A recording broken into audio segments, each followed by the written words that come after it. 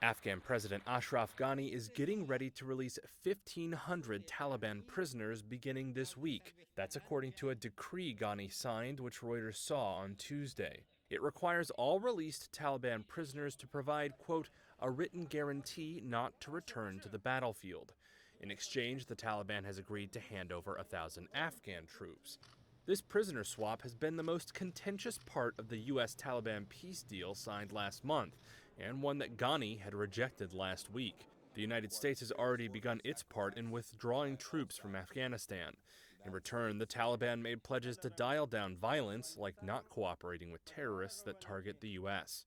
The United Nations has backed the push to end war, but at a Tuesday Security Council meeting, the U.S. warned the Taliban to keep its promises. We acknowledge the Taliban have taken steps to stop attacks in cities and against major bases. But more needs to be done, and we urge them to also reduce violence against Afghan forces in the countryside, to give intra-Afghan negotiations and peace the opportunities to succeed.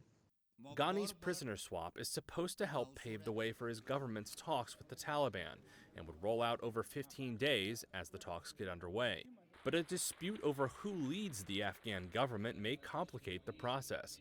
While Ghani was sworn in for a second term on Monday, his political rival, former Chief Executive Abdullah, said he's the country's rightful leader, and he held his own parallel inauguration separated only by a wall. Both ceremonies were disrupted by a mortar attack on the presidential compound.